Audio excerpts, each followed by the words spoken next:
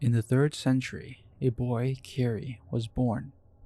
21 years later, he was crowned Relis Vestis Lars, the 3rd God Emperor, Messiah of mankind, and the young prince.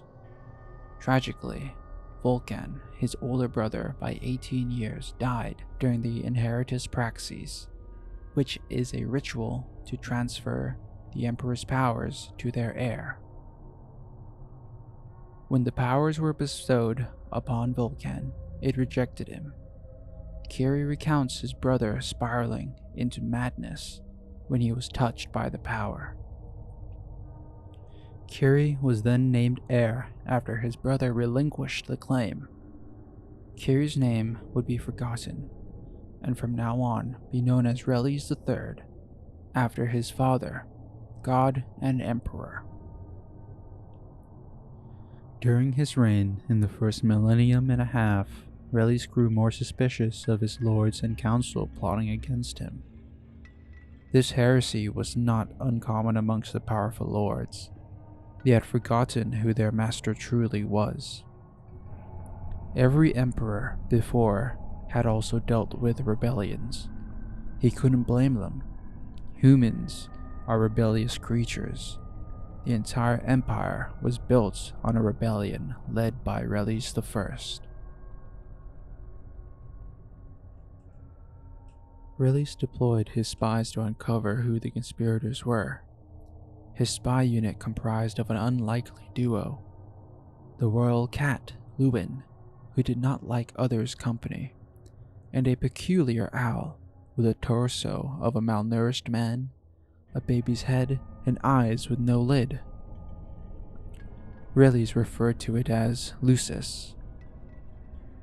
Lewin was tasked with spying on lords who currently reside or are visiting the capital city. Lucis was tasked with flying east, starting with the Crozak province, ruled by the House Hargrove from the ancient impenetrable fort Har. But Relis did not suspect them because of their strong ties with the royal family dating back to the Holy War, but also his strong friendship with their great-grandfather, Lord Ishi, and his daughter, who he wed. Lucis continued in further east of Crozak towards the coast, where lords of House Overrim reside. They controlled the largest salt mine and dozens of off-coast islands with sulfur deposits. The castle and its town, surrounded by defensive stone walls, would be gated off by any visitors. Their pier would be shut, but the people still lived normally within the walls. Strange, Lucis thought, but after investigating the town, in the castle's courtyard stood a hade-figure serpent. The figure stood high, overlooking a torn-down statue of Relis II. Lucis saw members of House Overrim and its townfolk knelt down and worshipping the serpent and praying to it. This was unexpected. No rebellion was built on a new faith. This was heresy to the highest degree. Thus, Lucis promptly delivered this message to Relis. Lewin had also reported in. A rebellion led by the Archbishop and joined by some council members planned to overthrow the Emperor and take his powers to be worshipped themselves as gods. Relis would fight in a war of 3 fronts: the war at the Ripple, the Overrim Faith, and the Court of Rats. Relis announced the Overrim's newfound faith to the council.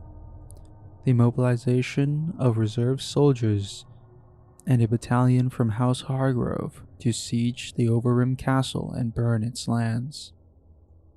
Relis' declaration of war wrote, "Thou hast offended me, and my Empyrean. Thine heresy shall be met with flame and wrath. There is only one true God." Lewin was tasked with monitoring those individuals associated with the Archbishop's plot and discreetly assassinate them. Lucis was tasked with monitoring the Archbishop diligently observing any actions that could further his plot. He would be dealt with after the war. So began the Militarum's march to the east to join their brothers from Hargrove, who are already in a bloody battle.